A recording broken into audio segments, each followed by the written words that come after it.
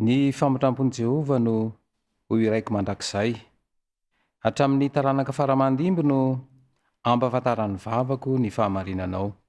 Fa hoy izao, hotovonana mandrakizay ny famotrampo. Ny fahamarinanao ampitoerinao any an-danitra. Efa nanao fanekena amin'ny voafidoko aho. Eny, efa nianina tamin'ny Davida mpanompoka hoe ampitoetra ny taranakao mandrakizay aho, ka anangana ny seza fiandriananao hatramin'ny taranaka faramandimby. Ary ny lanitra idera ny fahagagana ataonao Jehovah, ary ny fahamarinanao koa ao amin'ny fiangonan'ny olo-masina. Fa iza any an-danitra no mitovy amin'i Jehovah, ary iza amin'ny zanak'ireo Andriamanitra no manahaka an'i Jehovah, dia Andriamanitra matahotra indrindra eo amin'ny fiangonan'ny olo-masiny ary ajain'izay rehetra manodidina azy.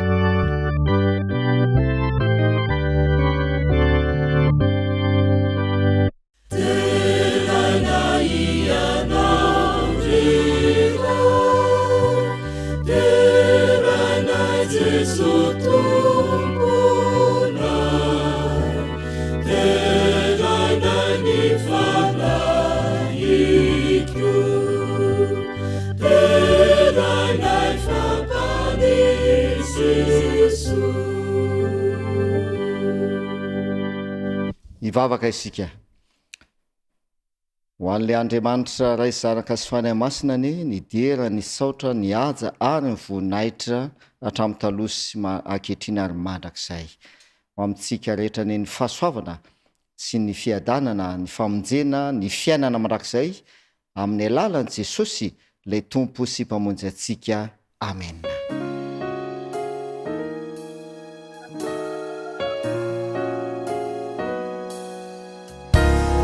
Raisina fifaliana ny miarahaba antsika rehetra no tahin'Andriamanitra ary nomeny izao taona vaovao 2024 izao. Maro ny naniry fa isika kosa no nomen'Andriamanitra fahasoavana manokana ka nomeny tombonandro indray mahatratra ity tonotaona ity. Maniry izahay raha maniry raha ny 5,700 andro izay mandrafitra izao taona 2024 izao, dia ho feno ny fahasoavan'ny Tompo ianao mandritra ny ora tsiraray avy ao anatin'izany taona izany.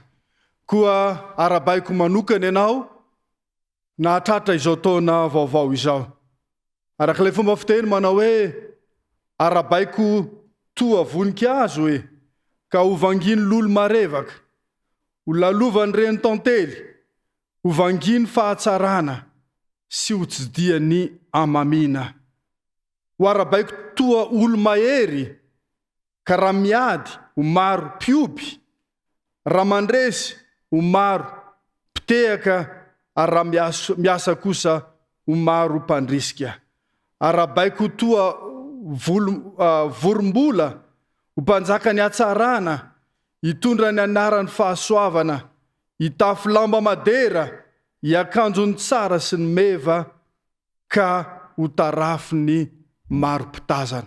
Ho feno ny fahasoavan'ny tompo ane ianao amin'ity taona 2024 ity. Ankehitriny dia omeko any pasteur Mirado Eli ny fanehoana an'reto mpiara-miasa rehetra izay mandrindra izao fotoana izao.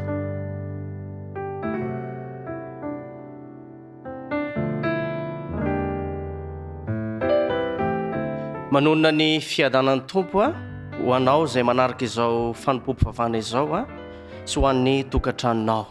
Ombako manana ny fiarabana izay natolotry ny mpanompon'Andriamanitra teo. Ankehitriny kosa dia andeha ho atolotra amintsika tsiraray avy ireto mpanompon'Andriamanitra miaraka amintsika amin'izao fanompom-pivavahana izao. Ny voalohany amin'izany dia ny pastora Andriamparatiana Fanera, ingavitsika izy hitsangana. Manaraka dia ny pastora Ratsimbazafy Lalaniaina, angatatsika izy hitsangana. Manaraka ao anatin'izany dia ny pastora Ramiaranjaka Armanana Andosoa, ary eo akaikiny ihany koa ny rahalahy Andrianjara Toky. Mankasitraka anareo mpitantanasa eo anivon'ny federasiona miaraka ao anatin'izao fanompom-pivavahana izao. Afaka mipetraka tompoko. Ireto kosa indray ny talian'ny departemanta tsiraray avy ho tononona amintsika. Ny pastora Andriantsoa John Willy, ny pastora Rakoto Pierre Jean Sosten, ny pastora Rakoto Malala Mijo Tsiry, ny pastora Solindrainy Safidy Fanantenako, ny pastora Rakoto Arsan Johnny Tinasoa. Manaraka ao dia madama Andrianomanana Volasoa. Manaraka Randrianony Amboara Vony Hanilala. Manaraka ny pasteur Raherinjatovo Nirina Harfidy. Manaraka Andriamparatiana Vatso. Ary ny farany dia madama Rakotson Fanjy.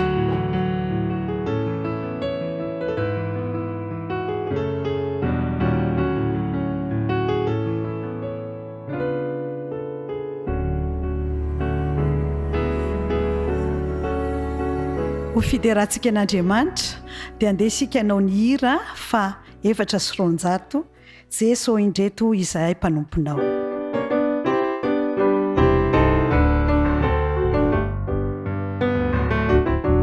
Jeso indreto izahay mpanomponao, avy ankalaza sy hanajanao izay, raisonao ny saotry izay aterina ianio, ka ny vavaka ilay mavaly,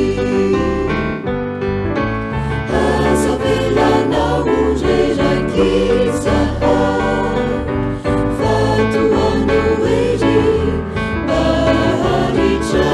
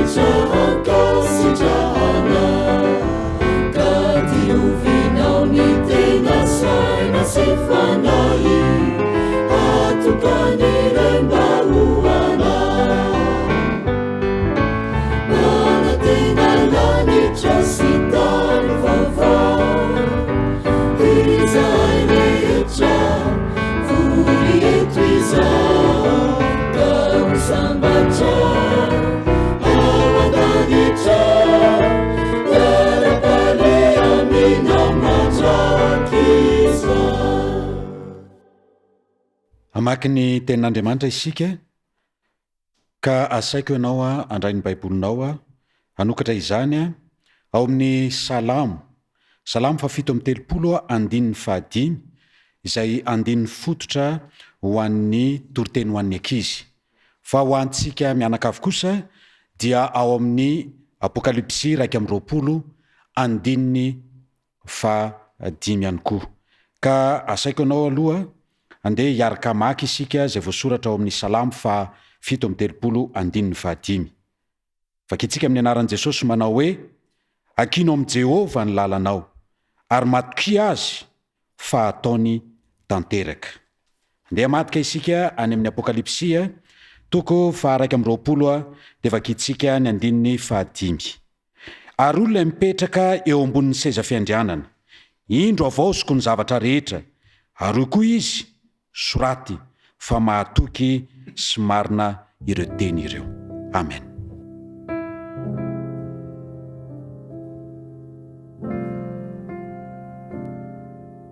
Tonga eo amin'ny fotoana manokana isika izay hitondrantsika ambavaka izao fampavahana izao, hitondrantsika ambavaka ihany koa ny fiainana manokana ary ho an'ny firenena izay nametrahan'Andriamanitra antsika.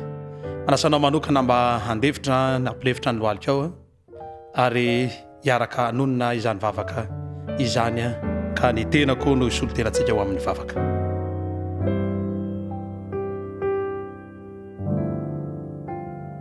Hiaraka hivavaka isika. Jehovah Andriamanitra ray masina tsara misaotra anao zahay, satria nomenao tombonandro, tombontona, tombom-pahavelomana indray ka afaka mandia sy mandalo amakivaky indray izao taona vaovao izao. Ray masina tsara mangataka izahay mba ho feno ny fanatrehanao feno izao fampavahana izay tanterana izao, ka ny sambatan'olona izay manaraka izao fotoana izao tompo malala dia tianahy mihitsy raha ianao no hikasika azy ireo ary ho tsapana izy ireo, tsapanay tsiraray avy fa miaino izahay ary mandre izahay fa ianao no miteny. Ankehitriny dia mivavaka manokana izahay ho an'ny isambatan'olona.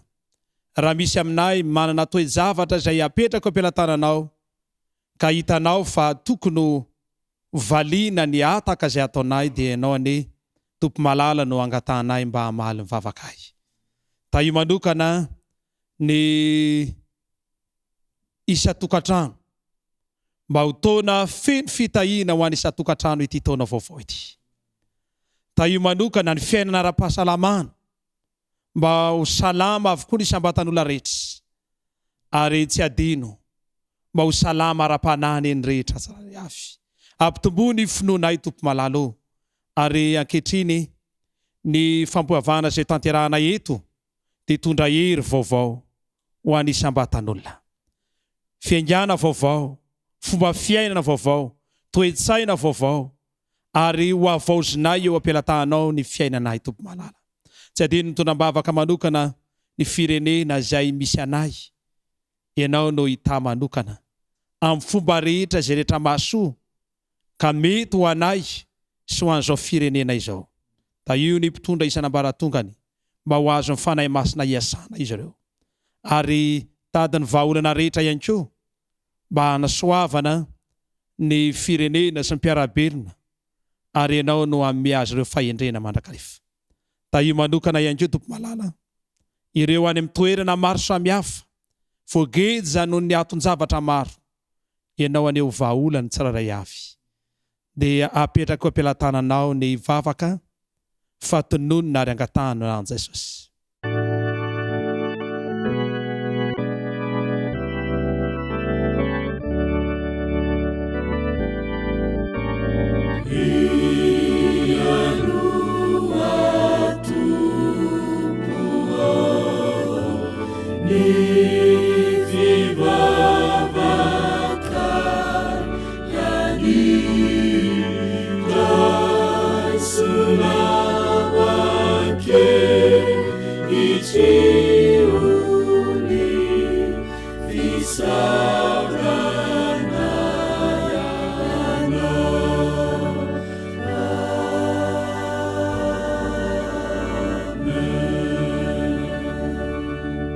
amen.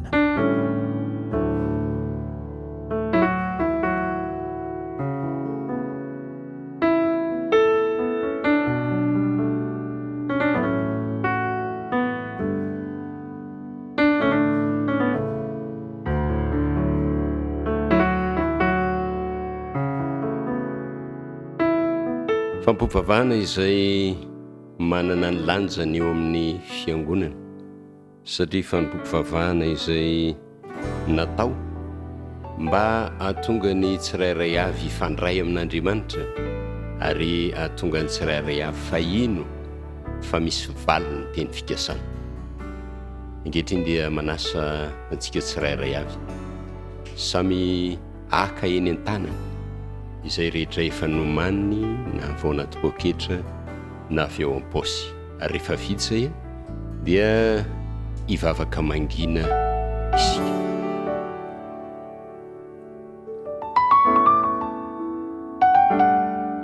Amen.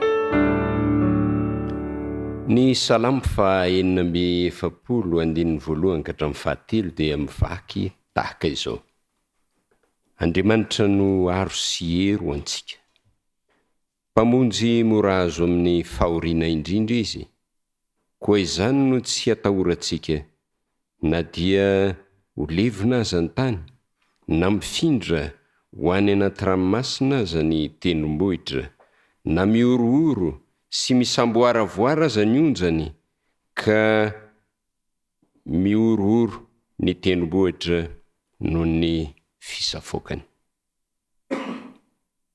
Miasa Andriamanitra, ary tsy mitsahatra miasa izy mandraka ankehitriny. Miasa izy mba hanatanteraka ny sitrapony, ary miasa izy mba ahafahany mamonjy ny olombelona tsirairay avy. Tsy miasa irery izy nefa izy, ary tsy tia miasa irery, fa te hiara-iasa amin'ny olombelona izay ny foroniny.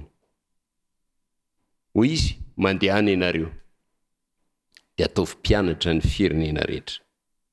Mila miara-miasa aminy ianao. Ny zavatra misy anefa dia zao: tsy ho tonga any amin'ny toerana rehetra ianao fa eo amin'ny toerana izay misy ianao ihany, fa azonao atao kosa ny miara-miasa aminy amin'ny fomba manokana. Itaona ity taona 2024 ity dia ahitanao karazana fomba fiarahana miasa amin'Andriamanitra any amin'ny toerana maro isan-karazany, amin'ny alalan'ny fanateranao ny ampahafolony sy ny fanatitra toy izao. Ohatra amin'izany ny nandrahan'Andriamanitra misionera anankiray tany amin'ny université anankiray tany à Moyen-Orient, izay université mampianatra eo amin'ny lafin-javatra maro isan-karazany. Rehefa tonga tao ty misionera ity dia niezaka mba ifandray, niezaka mba hitakosina amin'ny mpianatra tsirairay avy. Maha misionera azy dia olona voaositry ny fanahy izy, ary tsy zany ihany fa olona izay manana ny fahalemem-panahy tokoa. Iray tamin'ireo mpianatra tao amin'ity université ity ty tovovavy anankiray, ary nahita fitita amin'Andriamanitra manokana tamin'ny fifaneraserana tamin'ity misionera ity.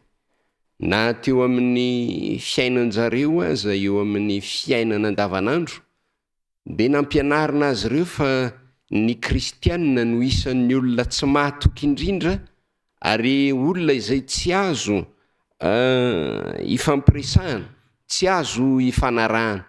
Dia hitany ty tovovavy ty tao amin'ity misionera ity fa olona manokana ny kristianina. Tao anatin'izay fifampiresahana izay, tao anatin'ireny fifaneraserana maro isan-karazany ireny, no nahatonga ity tovovavy ity ho resy lahatra ny amin'ny fiainana kristianina. Rehefa nasaina izy tamin'ny fotoana anankiray, dia tsy niambahamba, fa tonga dia nanaiky ny mba hanatrika fampopovavahana amin'ny andro sabata. Taorianan'io dia tezitra ny fianakaviana, satria henon'ny fianakaviana fa nanatrika izany fampopovavahana izany izy.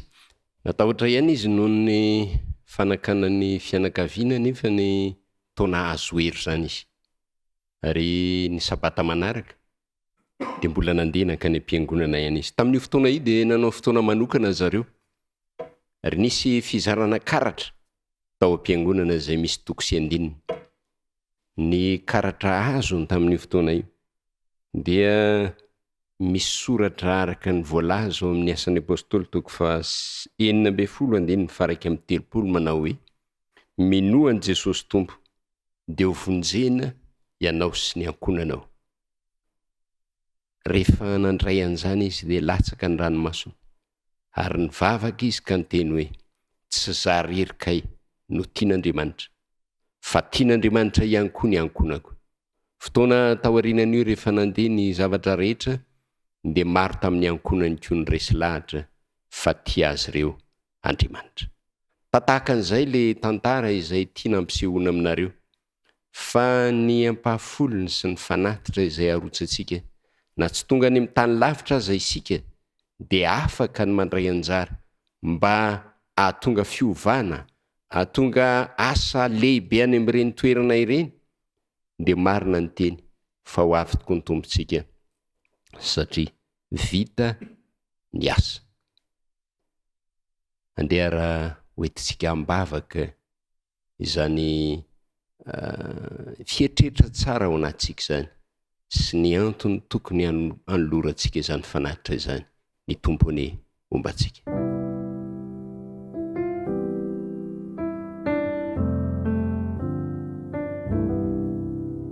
Manasantsika rehetra hitsangana hivavaka ao amin'ny fanatitra isika. Andriamanitra aranay izay ny an-danitro, misaotra anao izay no ity fotoana manokana izay nomenao anay ity, fotoana izay ahafahanay mamerina sy manolotra ny anjaranao. Fotoana ihany koa izay anehoanay sy anaporafonay ny fahatokinanao. Ary fotoana izay mampitamberina an'ilay fotoana manokana izay nanehoan'i Jesosy Kristy ny tenany ho fanatitra ho fanavotana anay tsirairay avy. Mifona aminao izay Tompo raha misy zavatra tsy araka ny sitraponao nataonay. Aoka mindrafo aminay tsirairay avy ianao ka mba tsy ho sakana ny amin'ny fanekenao ny fanatitra izay atolotra eo anao ane ny fahotanay satria azonay antoka fa voavelany elokay. Misaotra ihany koa no ny nanomezanao anay herinandro, enemana, feno fitahiana izay nahafahanay nanatanteraka ny asa mandrara anay tsirairay avy. Ankehitriny kosa dia tonga ny fotoana hamerenanay ny anjaranao. Ray masino raiso izany ho antra kasitrahany amin'ny seza fiandriananao. Maniry ihany koa izay mba ahatanteraka ny asa izay tokony hanendrena azy izany fanatitra izany ary havita be amin'ny asa fanompoana eo anatrehanao. Vavaka manokana ho andreo zanakao izay nanao izany fanandramana izany, tsy ala amin'izy ireo isan'andro ane ny fitahianao manokana, tsy ala amin'izy ireo ane ny fanambinana avy aminao, ary anoy izany fanandramana tsara izany izy ireo mandritra ny androm-painany manontolo. Ny toy nyity fandaram-potoana ity dia apetrakay eo ampelantananao mba hisiny ny fanatrehanao hatramin'ny farany ane izany. Aminaran'i Jesosy no hanonona sangatana ny vavaka, misaotra ray io. Amen.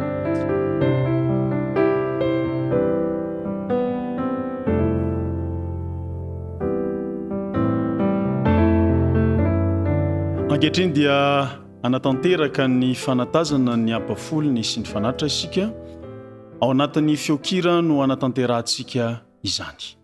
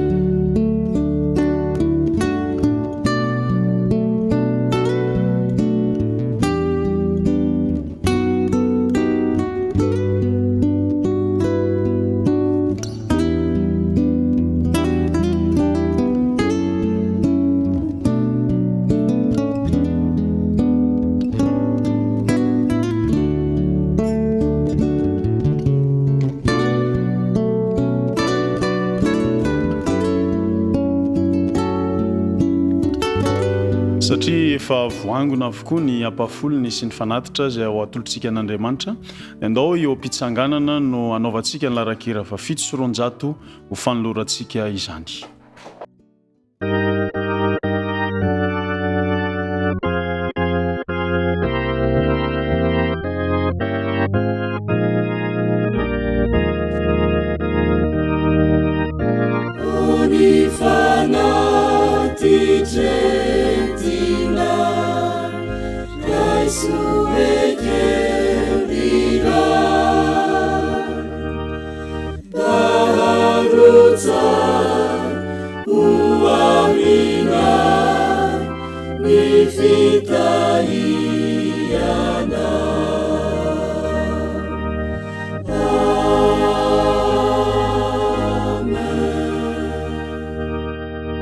Amen.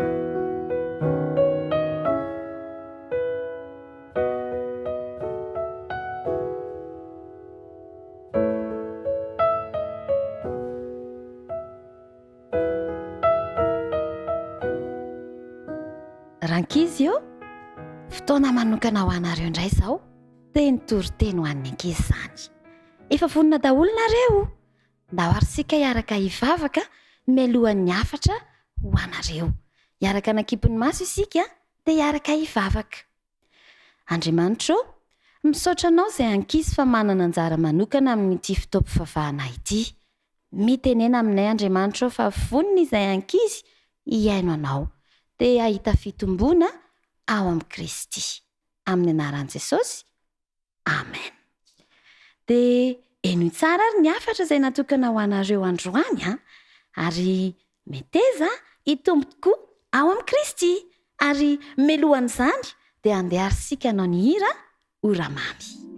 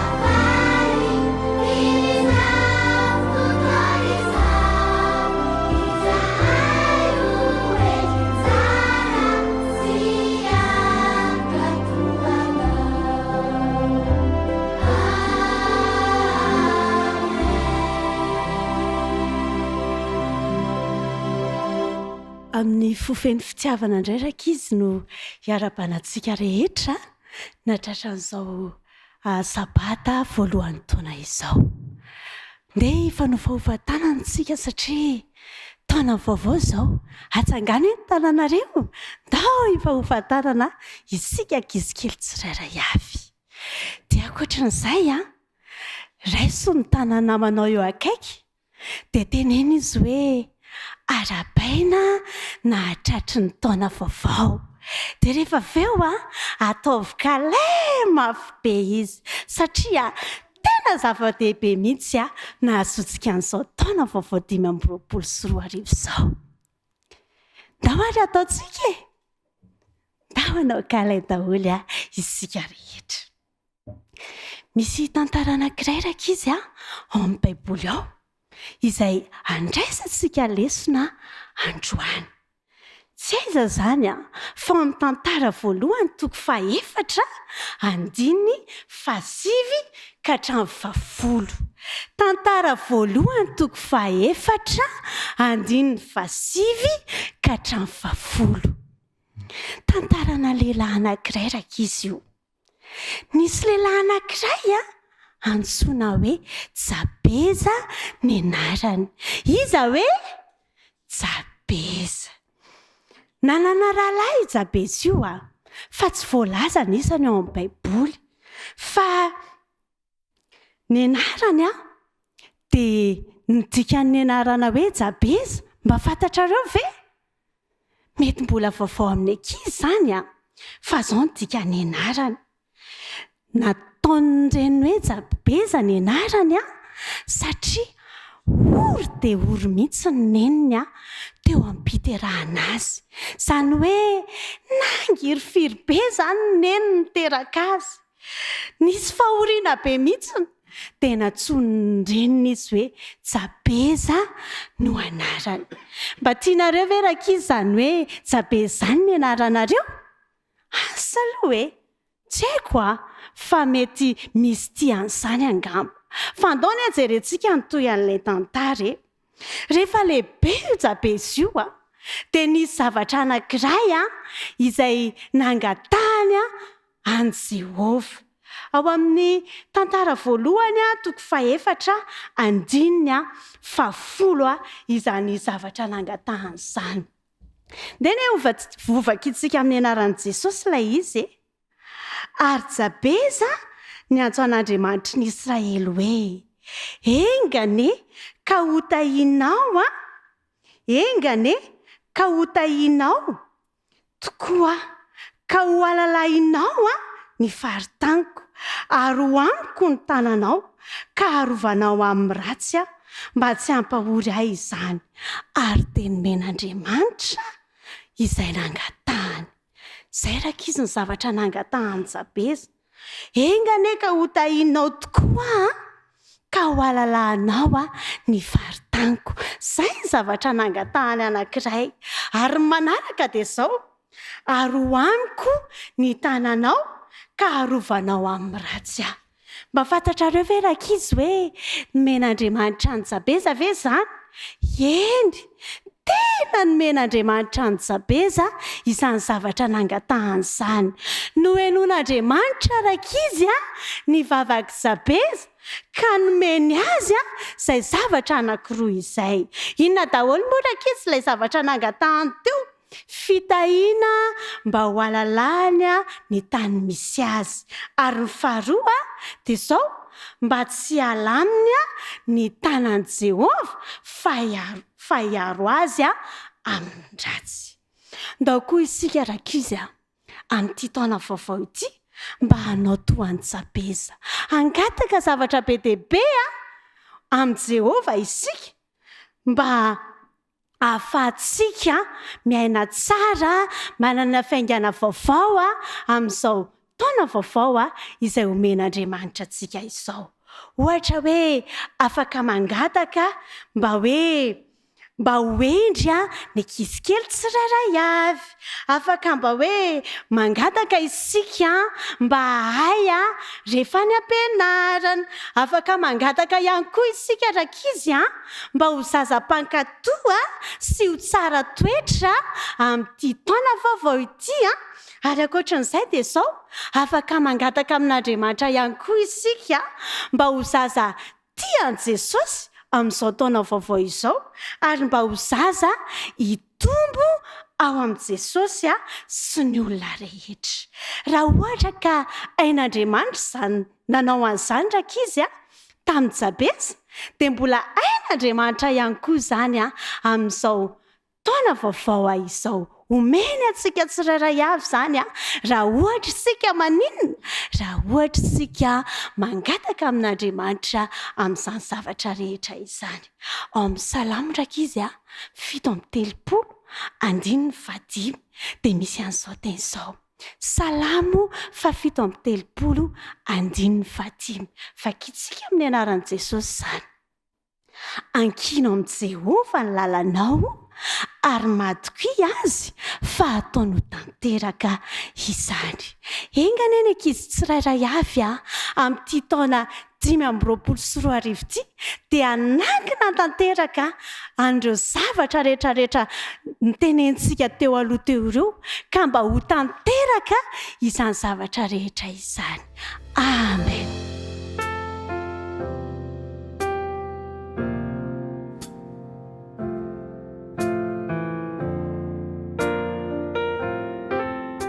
anderaka izy hoentsika ambavaka izany tenin'Andriamanitra izany mba hahatonga antsika handray fanapahan-kevitra foana hangataka zavatra tsara sy mahasoa amin'Andriamanitra. Dia hangataka ihany koa isika mba ho tahian'Andriamanitra ny ankizy tsirairay avy mandritra nyity taona vaovao ity. Akomonara ny tanana dia ahondrika ny loha fa hivavaka isika. Andriamanitra o, misaotra anao izahay fa tena tianay ianao, mikarakara ny ankizy tsirairay ianao. Misaotra ihany koa fa nomenao teny mamy izahay dia ny tantarany Jabeza izay manampy anay ahafantatra fa tena tianao izahay raha mangataka zavatra tsara sy ny mahasoa anay aminao. Anapa-kevitra izahay Jesosy fa hangataka ny zavatra mahasoa anay indrindra aminao isan'andro isan'andro. Dia mangataka koa izay mba ho tahianao ny ankizy tsirairay avy mandritra ity taona vaovao ity. Arovy amin'ny loza izy ireo, alovy amin'ny aretina, arovy amin'ny fakapanahy, arovy amin'ny fitaoman-dratsy ihany koa. Ho tahianao tokoa anie ny ankizy ary toy izany ihany koa ny ray aman-dreny izay mikarakara ny ankizy tsirairay avy. Amin'ny anaran'i Jesosy tanonanay mivavaka. Amen.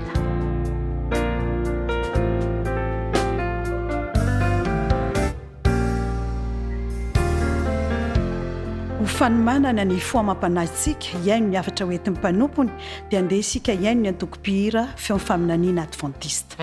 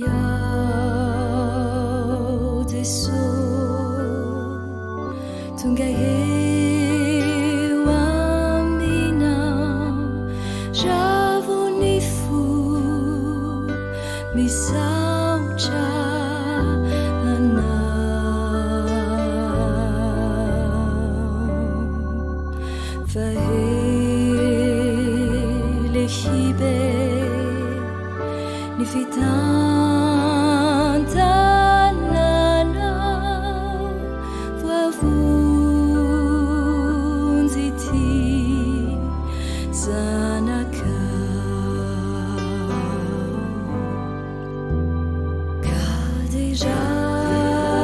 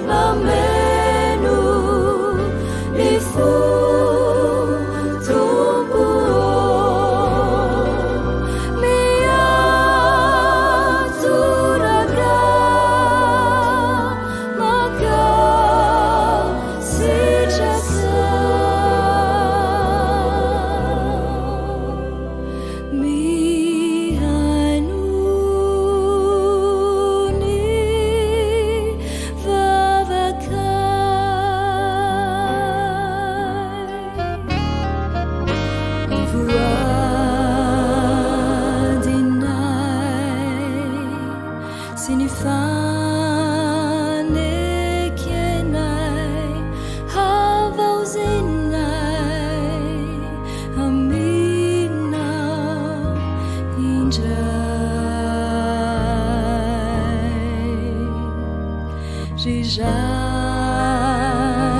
mahay hoanay hatrizay falihoany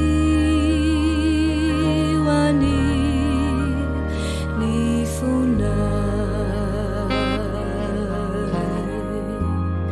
e hatsotrako ny tanako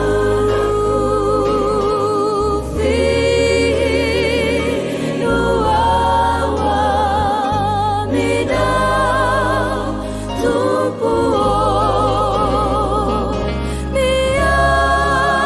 miatoraka maka sitrasa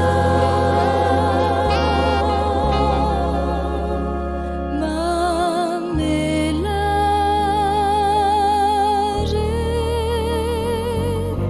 ny hota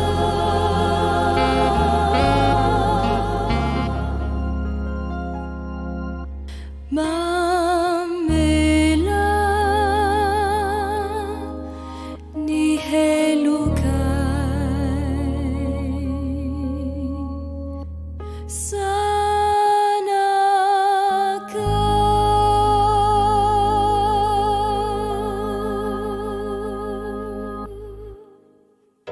mamelona ny fiarabana atsika rehetra ry havana malala noho ny fahasoavan'andriamanitra dia tratry ny taona vaovao 2024 isika ary matoky ilay andriamantsika fa ampitombo ny fahasoavany ho amintsika rehetra amin'ity taona vaovao ity ary ihany koa hanatanteraka ny teny fikasana dia ny fiaviany tsy ho elaintsony andray antsika ho any aminy ho any amin'ilay fanjakan'lanitra andeha andray afatra avy amin'ny ten'andriamanitra isika araka ny vakiteny fototra izay novakina ao amin'ny apokalipsy toko 1:20 izay toko sy andininy manome fanantenana ho atsika amin'ity taona vaovao 2024 ity tsy fantatsika ny zavatra iseho mandritra zany taona izany kanefa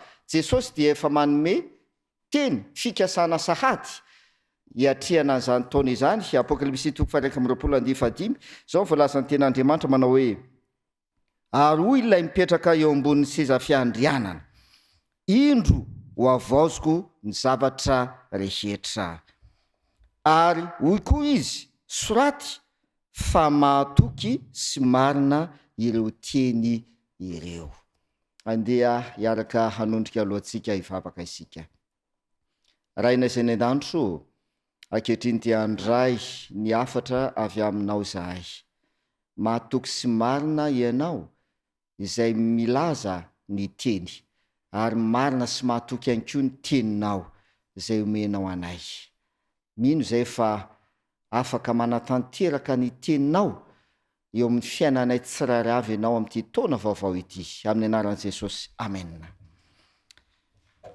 Zao voalaza ilay apokalipsy 1:20 ary hoy le mipetraka eo ambonin'ny seza fiandrianana tsy iza fa Jesosy zany dia izao ny teny Jesosy izay mipetraka eo ambonin'ny seza fiandrianana amin'ny mampanjaka azy dia hoy izy hoe indro ho avaozoko ny zavatra rehetra. Fanao tokoa ry havana malala rehefa vaovao toy izao ny taona dia any amin'ny isa-tokantrano any dia samy mba avaozina avokoa ny zavatra rehetra ao tokantrano ao atsaraina ny ao tokantrano ao diovina atao madio tsara rehefa tonga ny taona vaovao diovina ny tokotany ny ao anatiny na avaozina aza ny lokon'ny trano misy mihitsy aza tena manao fanamboarana mihitsy satria vaovao ny taona ny tianao aseho amin'izay dia hoe anao fiaingana vaovao amin'ny taona vaovao dia samy mivory avokoa ny fianakaviana rehetra dia mifampidinika hoe inona indray ny zavatra iainan'ny tokantrano amin'ity taona vaovao ity. Misy ihany ko ten'Andriamanitra mantsy zay milaza manao hoe raha misy olona ao amin'ny Kristy dia olom-baovao izy, efa lasa ny zavatra taloha, indreo fa tonga vaovao ireo. Le tapany farany zany de hoe efa lasa ny zavatra taloha, indreo fa tonga vaovao. Dia ny ten'Andriamanitra zay horaitsika amin'ity taona vaovao ity de ny hoe ahoana ny fomba atanteraka an'izay le hoe indreo fa tonga vaovao, efa lasa ny zavatra taloha. So mantsy de hoe vaovao ny taona dia ny taloha ihany ny mbola iainanao tokantrano, na ny zavatra fanao taloha ihany no mbola iainan'ilay olona kanefa efa vaovao ny taona, zay hita fa tsy mety ary hita fa tokony ovana izany fomba fanao izany. Ka mba antenaina zany hoe amin'ity taona vaovao ity de mba ho fomba fiaina vaovao na hoe fomba fanao vaovao no iainan'ny isam-batan'olona tsiraray avy. Ahoana no atanteraka an'izany? Zao le voalaza n'ilay teny Jesosy: indro avaoziko ny zavatra rehetra. Lesona voalohany zay raisina, Jesosy Kristy mihitsy no andray tanana ny amin'ny fanavaozana. Tsy hoe le olona zany na isika no hiezaka ny iova, fa eto Jesosy de efa mametraka tsara fa izy no miteny hoe ho avaoziko ny zavatra rehetra. Ao amin'ny dika teny iombonana dia mahafinaritra ny lazany ny fanavaozana zay ho tanteran'i Jesosy Kristy. Raha mamaky tsika ny amin'ny Matthieu 7:20 andininy 9:20 dia zao ny voalaza le ten'Andriamanitra. Matthieu 7:20 dia vakitsika ny andininy 9:20. Rehefa nantany an Jesosy ny mpianatra hoe Tompo, dia ina zavatra iseho, satria izahay dia efa nafoy zavatra rehetra ka nanaraka anao, dia inona ara no azonay? Inona no mba zavatra omenao anay? Ary inona zavatra iseho eo aminay? Zao no valiteny Jesosy ao amin'le Matthieu 7:20 dika teny ambonana diema zany.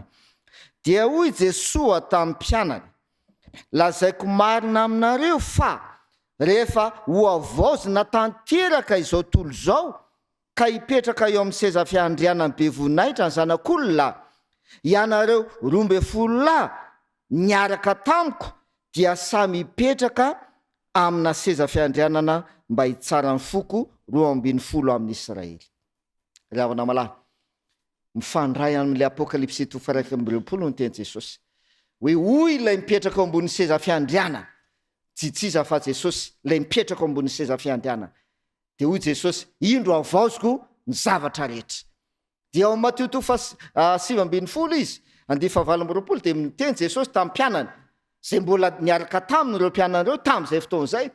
Dia hoy Jesosy hoe: lazaiko aminareo marina fa rehefa ho avaozina izao tanteraka izao tolo zao ka hipetraka eo ambony seza fiandrianany be voninahitra ny zanak'olona, ianareo 12 niaraka tamiko dia samy hipetraka eo ambony seza fiandrianana. Ny zavatra voalohany izay voaraisina zany mba hatanteraka le fanavaozana dia lay teny Jesosy tamin'ny mpianany hoe ianareo 12 niaraka tamiko, niaraka tamiko. Ry havana malahy, amin'ity taona 5:20 ity, izany ny fanavaozana tena ilaitsika, dia ny hoe iaraka amin'i Jesosy. Amin'ity taona vaovao ity, iaraka amin'i Jesosy. Raha tianao isy fanavaozana, isy fiovana eo anivon'ny ankonana, eo anivon'ny isam-batan'olona, dia mila miaraka amin'i Jesosy ny tsiraray avy. Dia isy fanavaozana iova ny fiainana amin'izay fotoan'izay. Ary ho tanteraka ny teny Jesosy hoe ho avaoziko ny zavatra rehetra. Ao anatin'izay afatra izay ihany koa dia efa milaza faminaniana sahady ny ten'Andriamanitra hoe ho avaoziko ny zavatra rehetra.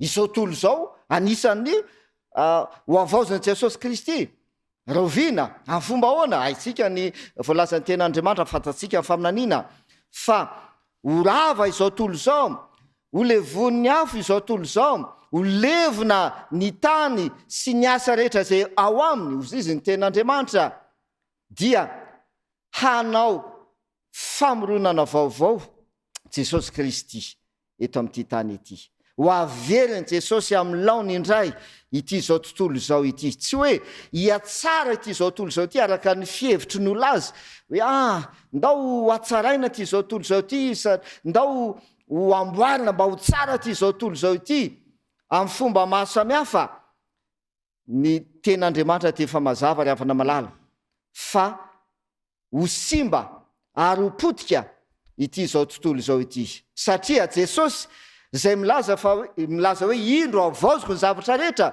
izy ane de efa milaza any amin'ny jaona toko 7 hoe andin'ny faharoa sy ny fahatelo de milaza jesosy hoe andeha anamboatra fitoerana ho anareo aho ary andeha anamboatra fitoerana ho anareo de ho avy ndray ka andraynareo any amiko ka izay toerako no hitoeranareo ihany ko ny ten'andriamanitra koa de milaza na Filipiana toko 7:20 de izy ny ten'andriamanitra hoe famifantsakantsika dia any an-danitra ny apokalipsy toko 1:20 manamafy an'izany anahita lanitra vaovao sy tany vaovao dia Jerosalema vaovao ry havana malala ho avaozony jesosy ity zao tontolo zao ity fa miaraka amin'izay ary mialohan'izay aza mialohan'ilay fanavaozana nyty tany ity zany dia tiany jesosy raha atomboka aminao izany fanavaozana izany atomboka amiko ny fanavaozana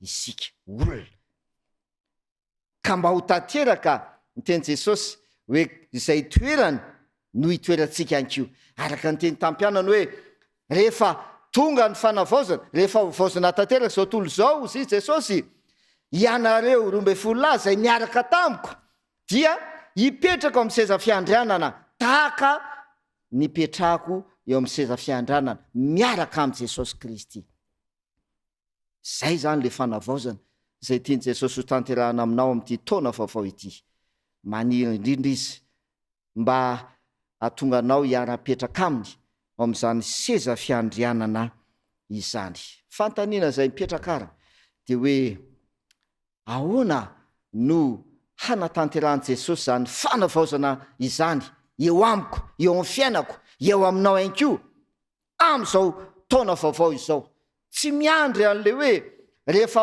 horava ny tany sy izay rehetra eo aminy fa manomboka eo amiko sy eo aminao ny fanavaozana zay ataony jesosy kristy amin'ny fomba ahoana no hatanteraka an'izay anisan'ny tena mba hafaniriny olona rehefa taona vaovao ohatran'izao zany de hoe ao mba manao fiaingana vaovao hoe na ny ray mpianakaviana ny reny mpianakaviana ny akizy ny zanaka sy sisa de ndao tsika anao fiaingana vaovao daholo atao amin'ty akonanty ka ny zavatra tsy nety taloha dia avelany ifalasy zany fa taona vaovao fiaingana vaovao toetsaina vaovao fiainana vaovao fomba fanao vaovao zay zany mba antenaina zany zay mba antenaina hoe mba hiainana rehefa tonga ny taona vaovao tahaka izao fantaniana petraka amin'ny fomba hoana ny atanteraka an'izay ten'andriamanitra de milaza ao amin'ny Romana 12:12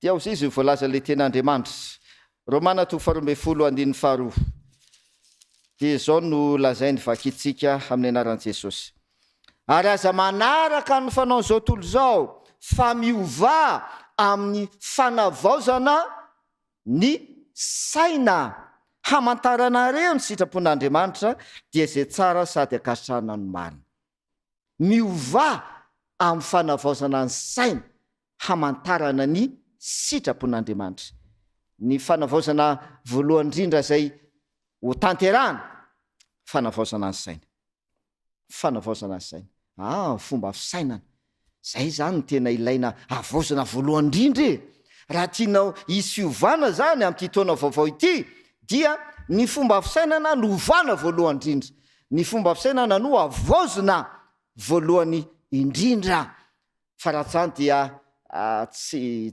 tanteraka le fiovana satria na dia somary ambalina aza ny trano sisisa diovina ny zavatra rehetrarehetra kanefa le fomba fisainanao mbola le fomba fisainanao taloha ihany no iatrehanao ny taona vaovao dia tsy mitondra soa ho atsika rehetrarehetra izany.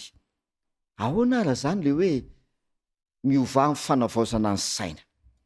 Korintana voalohany toko faharoa andininy fahaenina dia zao ny tenen'ny apôstôly Paoly izay manazava mahakasika an'izay. Korintana voalohany toko faharoa dia avakitsika ny andininy fahaenina ambin'ny folo.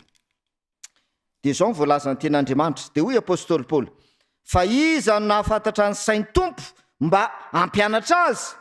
Dia ino tsara amin'izay ny teny apôstôly Paoly, fa izahay manana ny sain'ny Kristy. Ravana malala, aika le hoe miova ny fanavaozana ny saina, miova zany le fomba fisainana, dia efa niaina ny apôstôly Paoly. Dia hozy izy apôstôly Paoly hoe izahay manana ny sain'ny Kristy, manana ny sain'ny Kristy. Dia mafisin'ny ten'Andriamanitra zany amin'ny Filipiana toko faharoa andininy fahadimy sy ny fahaenina. Ndao mba vakina kely indray ten'Andriamanitra hoe ahoana moa zany hoe manana ny sain'ny Kristy zany. Filipiana toko faharoa dia ny andininy fahadimy sy ny fahaenina. Aoka ao aminareo zao sainy zao zay tao amin'ny Kristy Jesosy koa, izay na dia nanana ny endrik'Andriamanitra aza dia tsy nataony zavatra nofokilina mafy ny fitoviana amin'Andriamanitra, fa nofohana ny tenany ka nakany ny endriky ny mpanompo sy nahatongavany ho manam-pitoviana amin'ny olona. Ary efa hita fa nanam-pitoviana nanana tare olona izy dia nanetry tena ka nanaiky hatramin'ny fahafatesana, dia le fahafatesana tamin'ny hazo fijaliana. Aoko aminareo zao sainy zao zay tao amin'ny Jesosy Kristy ihany koa. Nanetry tena Jesosy Kristy. Zay ke le teneny apôstôly Paoly hoe izahay manana ny sain'ny Kristy. Fisainan'i Jesosy, na hoe fomba fisainan'ny Jesosy amin'ity taona vaovao ity zany, dia andao zay no mba angatatsika amin'Andriamanitra mba ho tanteraka amintsika le fanavaozana. Hoe indra vaozony ny zavatra rehetra dia angataka amin'ny Jesosy tsika hoe Jesosy io avaozo ny fisainana ka hanana ny sain'ny Kristy amin'ity taona vaovao 2024 ity. Dia le hoe sain'ny Kristy mbola azo fahatarana indray hoe ina ahoana moa le hoe manana ny sain'ny Kristy. Ao amin'ny andininy fahatelo sy ny fahefatra amin'le Filipiana toko faharoa dia zao no lazainy izay manazava azy. Dia hozy izy, tsy manao na inona na inona amin'ny fifampiandaniana na mandrany tena foana, fa mifanetretena dia aoka samy anao ny namany ho mihoatra noho ny tenany. Aza samy mihevitra ny azy ihany, fa samy ny anonamany koa. Zay le hoe manana ny sain'ny Kristy. Dia toizany amin'ny andiny fahadimy mantsy zany le izy hoe aoka aminareo zao sainy zao zay tao amin'ny Jesosy. Dia le sain'i Jesosy Kristy dia manao ny namany mihoatra noho ny tenany. Movety zany ny zavatra ny ainan'i Jesosy fonisy tety ambony tany, dia nanolotra ny ainy hamonjy ny sakaizany. Dia hoy Jesosy hoe tsy misy manana fitiavana lehibe noho zao, dia manolotra ny ainy hamonjy ny sakaizany. Dia miteny Jesosy hoe ianareo anie le sakaizako hoe, dia noho ny fitiavako anareo dia nanolotra natolotro ny aiko mba hamonjy anareo. Zay le sain'i Jesosy Kristy. Dia zany fisainan'i Jesosy zany no andeha mba hangatatsika, omen'Andriamanitra antsika amin'ity taona vaovao ity. Ka ny tsirairay avy ao amin'ny tokantrano, ny dada manana ny fisainan'i Jesosy, ahoana ny fampiarana zany, manetry tena dia manolotra ny ainy mba hamonjy ny ankonany. Ineny manana ny sain'i Jesosy, ahoana mba afisehon'izany, manetry tena dia manao ny ankonany ho mihoatra noho ny tenany. Ny ankizy manana ny sain'i Jesosy ahoana ny fisehoany manana fanetretena any ko dia mifanampy araka ny voalazan'ny tenaandriamanitra ao le Filipianina toko faharoa. Ry havana malala, raha amin'ny heriny tenatsika dia sarotra ny atateraka izany. Aika zany tsy isika zany miezaka mba iova eo amin'ny fomba fisainana. Hoe tena iova mihitsy zany amin'ity taona vaovao ity, tena iova mihitsy ny fomba fisainako, tena ezaka mba iova. Aika tsy zay le izy, fa le Romanina toko 12:12 dia mahafinaritra voalazan'ny ten'Andriamanitra. Dia izao ny voalazan'izy io amin'ny teny frantsay no andeha amakitsika azy zay mazava kokoa. Dia izao le voalazan'le ten'Andriamanitra Romanina toko 12 dia vakitsika ny 2 dia ozy izy: ne vous conformez pas au siècle présent, mais eto amin'izay le hevitra tena lalina, soyez transformés par le renouvellement de l'entendement.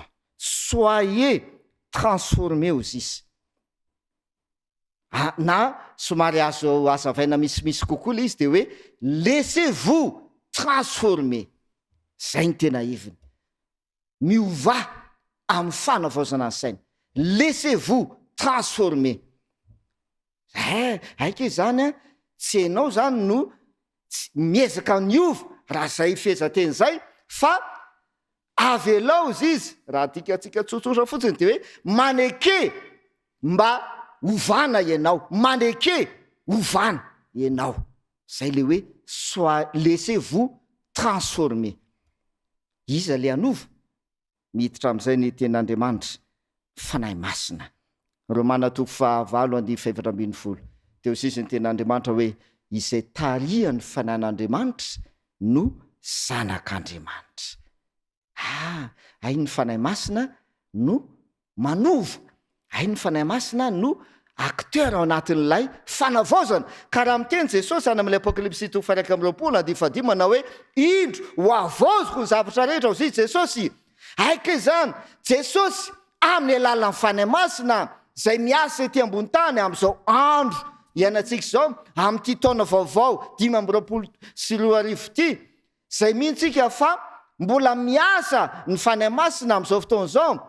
Amin'ny alalan'ny fanahy masina no hanatanterahany Jesosy ny fanavaozana ny olona sy ny zavatra rehetra. Ry havana malala, raha fitiana dia tsotra ihany ny afatra. Taona vaovao no atrehantsika. Fomba fiteny moa zany dia hoe manakaiky ny fiavian'i Jesosy, efa akaiky ny fiavian'i Jesosy. Rehefa tonga ny taona vaovao ohatr'izao dia mia manakaiky ny fiavian'i Jesosy. Ten'Andriamanitra nefa dia milaza tsy fantatsika na ny andro na ny ora, tsy fantatsika io, fa ny afatra apitaiko aminao amin'ity taona vaovao ity: soyez transformés, laissez-vous transformer. Miova amin'ny fanavaozana ny saina ahafantarana ny sitrapon'Andriamanitra amin'ity taona vaovao ity, manana ny sain'i Kristy amin'ny alalan'ny fanahy masina. Maneke ovain'ny fanahy masina ianao, maneke ho avozo ny fanahy masina amin'ity taona vaovao ity, mba hamantaranao ny sitrapon'Andriamanitra. Inona ny sitrapon'Andriamanitra? Mazava be ny teny amin'ny Jaona toko 4:7-30 dia ozizy ny teny Jesosy. Jaona toko 4:7-30, ny sitrapon'Andriamanitra hoy Jesosy Kristy dia izao ny lazainy: ary izao ny sitrapony zay naneraka dia ny tsy amelako izy very zay rehetra nomeny fa tsangako amin'ny andro farany izy. Ny sitrapon'Andriamanitra dia tsy amelana anao, izao, isika rehetra ho very. Zay ny sitrapon'Andriamanitra. Ka raha miatrika ity taona vaovao ity tsika, mba ho tanteraka aminao aneny sitrapon'Andriamanitra, ka tsy amelan Jesosy ho very ianao, fanana fiaina mandrakizay. Ka mba hatanteraka an'izay sitrapon'Andriamanitra zay dia te-hanavao anao Jesosy Kristy, te-hanavao anao Jesosy Kristy amin'ny alalan'ny fanahy masina. Ny fanahy masina ny hiasa ao anatinao, ka hitondra fanavaozana sy ovana eo amin'ny fiainanao amin'ity taona vaovao ity.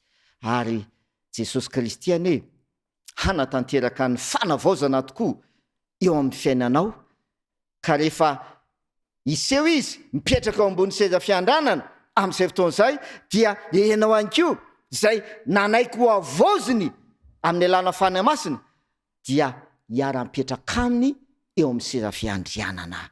Andriamanitra ny hita ianao. Amen.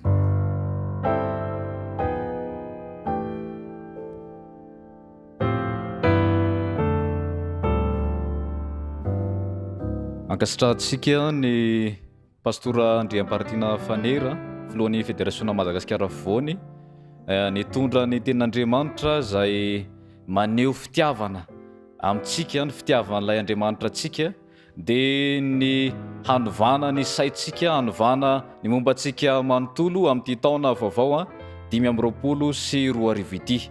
Andeha isika hiaraka hitsangana anao ny hira 220 efa ivelomako tokoa Jesosy atao-poko ny fitiavanao. Hiara hitsangana sika anao an'izay hira izay noho izay afatra sarobidy sy afatra fitiavana izay izay nampitondrain'Andriamanitra ny mpanompony.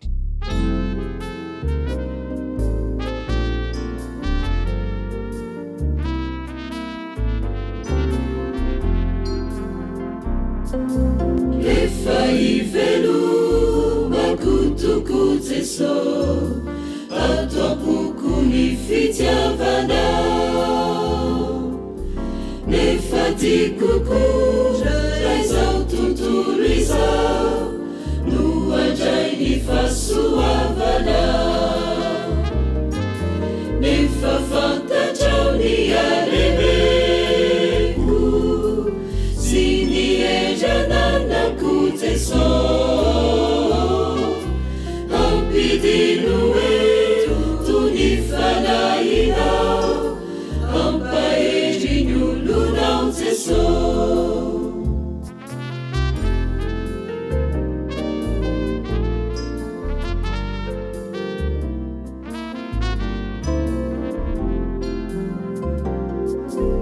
Ny fahalalako ny fitiavanao sy ny famonjena tolotrao, anameloka izao tontolo izao tsy lazako ny fitiavanao, nefa fantatrao ny alebeko sy ny endrananako Jesosy,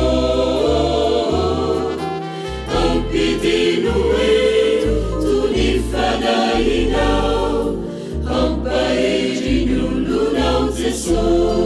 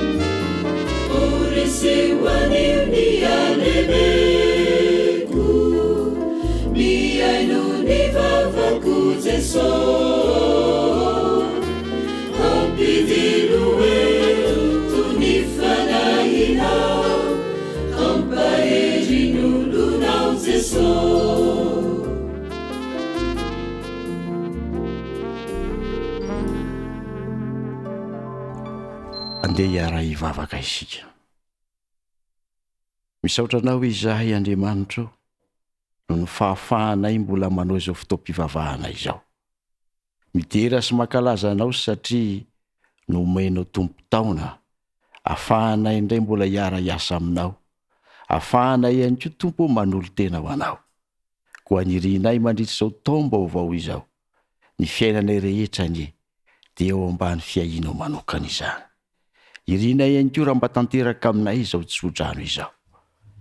Ary Andriamanitra ny fiasoavana rehetra anie, izay efa niantso anareo amin'ny anarany sy ny voninahiny mandrakizay, izy no hatanteraka sy ampiorina ary ampitoetra anareo ho azy aniny fanjakana mandrakizay amen.